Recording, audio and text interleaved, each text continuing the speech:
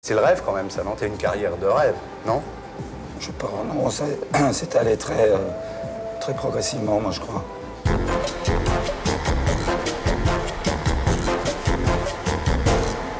Enki Bilal, bonsoir. Alors, t'es une star de la BD, une star mondiale. Et puis un jour, en travaillant avec Alain Resnais sur un film, t'as eu envie de faire du cinéma. Et tu l'as fait. Oui, quelques années plus tard, là, j'ai un problème de voix, donc je vais parler tout doucement. Ouais. Oui, c'est vrai que le déclic est venu de Resnais. Ouais. C'était en 82, je crois, sur le tournage de La Vie est un roman. Et puis, j'ai continué à faire de la BD, j'ai continué à faire d'autres choses, jusqu'au moment où un projet de court-métrage s'est transformé en long-métrage par la rencontre d'un producteur, Maurice Bernard. Alors, Bunker Palace Hotel, c'est quoi? Bunker Palace Hotel, c'est un truc glauque comme ma voix. Ouais. J'en viens, sans doute. C'est une histoire sur le pouvoir. C'est un pouvoir politique totalitaire. On ne sait pas s'il est de droite ou de gauche, on s'en fout. Se réfugie dans un palace souterrain, bunker qui est fait pour le sécuriser, pour le protéger en cas de coup dur. Le coup dur arrive dès le début du film. On ne sait pas ce que c'est non plus. Enfin, il faut combler beaucoup de choses dans ce film. Il y a beaucoup d'ellipses. Parce que je ne voulais pas tout montrer. Et c'est visiblement une guerre civile. Et un des personnages importants du film, un personnage étrange au crâne rasé, descend dans un endroit étrange, par un ascenseur étrange, et va retrouver là-dedans toute une série de hautes personnalités. Il y a Carole Bouquet. Moins elle est Chanel, mieux elle est.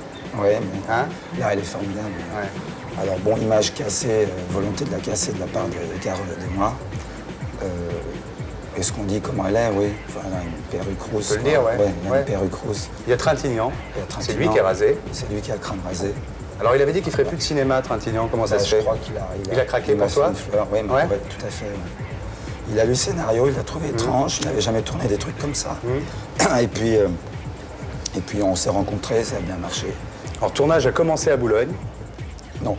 Non? Vous ne deviez pas tourner à Billancourt au départ? Non, on devait tourner à Billancourt au départ, ensuite à Moscou. Et puis après, ça s'est terminé à Belgrade, pays dont tu es.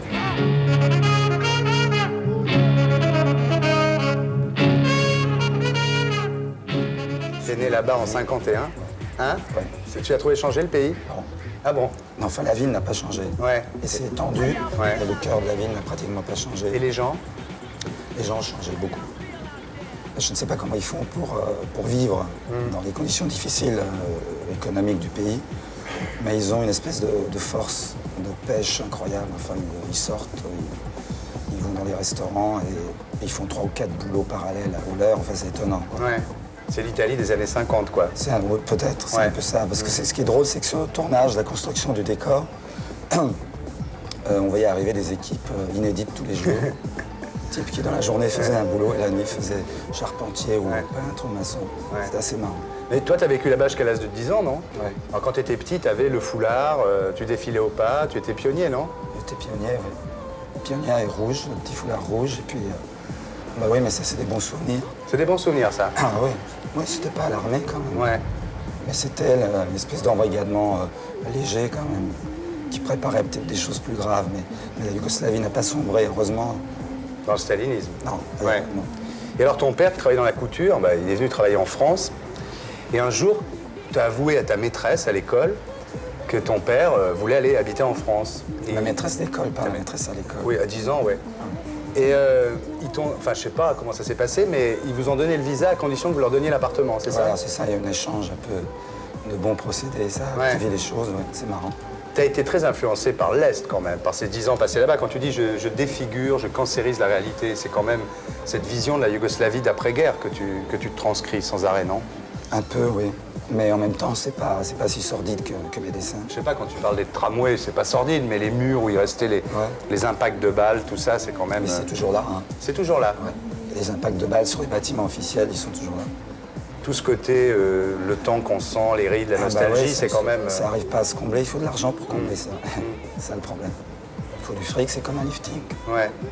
T'as une chance inouïe? Un truc avec la voix, je sais pas ce que je pourrais me faire là pour... Prendre des E-fonds. J'en ai là. T'en as là, mais t'en prendras tout à l'heure. T'as une chance inouïe parce que quand t'es arrivé en France, bon, t'as repassé 10 ans à faire évidemment des études, puis un jour il y a eu un concours organisé par Pilote, t'as gagné. Ouais. qui prouve que tu n'étais pas mauvais déjà. Ouais. Et puis Goscinny t'a engagé, c'est quand Marjolin même. qui avait Ouais. fait le même concours. Ah bon? Tony Cyr aussi. Ah bon? On était tous dans les Il y 10 avait premiers. il y avait Dennis Twist au total, quoi. Ouais. Sauf toi. Je sais pas, moi je suis nul pour la musique. Ouais, mais c'est le rêve quand même, ça, non? T'as une carrière de rêve, non? Je sais pas, non, c'est allé très progressivement, moi je crois. Ce qu'il y a, c'est que ce que j'ai envie de faire, je vais au bout quand même. J'essaie d'aller au bout. Et puis il faut une petite part d'inconscience pour faire un film, je crois. Là, je suis très content parce que je suis allé au bout et que... Mais c'est bien quand on va le résultat. Ouais. Ouais. T'es copié? Je crois que je suis dur à copier. Je crois que c'est dur à copier parce que celui qui copie a peur à un moment de ce qu'il copie, je crois. Tu travailles vite? Oui, assez vite. T'écoutes quoi quand tu travailles? J'écoute de la musique. Alors j'écoute tout. En ce moment, je suis capable d'écouter même de la variété, ce qui m'étonne beaucoup de moi-même. Genre quoi, par exemple? Non, non, de la bonne quand même. Ouais, très mais- bonne. Non, Cabrel, par exemple, Ouais. c'est très bien quand même. Non, non, mais j'écoute ou j'écoute du classique, ou j'écoute la bande FM, quoi. Ou alors j'écoute des trucs que je découvre de temps en temps. Le groupe russe Centre, là, il est très Ah oui, bien. Privet Tibier. oui, Ah, c'est génial. c'est Ah ouais, ouais, ouais. Je l'ai acheté sur la pochette avant même qu'il soit Ouais, lancé. très très bien. Après cet essai, t'as envie de retourner travailler à l'Est comme ça? À l'Est, Ouais.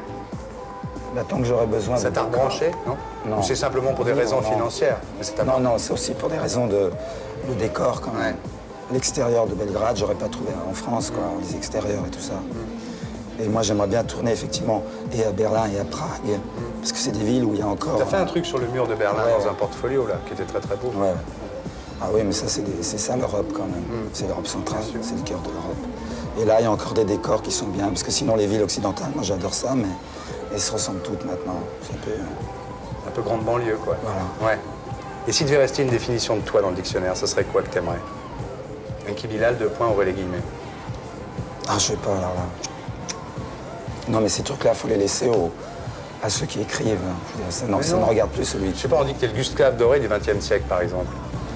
Tu l'as entendu dire, ça? Ouais, bah, j'ai entendu que j'étais le pape de la BD, j'ai entendu des tas de Pape de la conneries. BD, ouais. Oui, j'ai trouvé ça con. Ouais. Gustave Doré, ça va? C'est mieux, oui. Ça te va, ça? Pas mal, ça.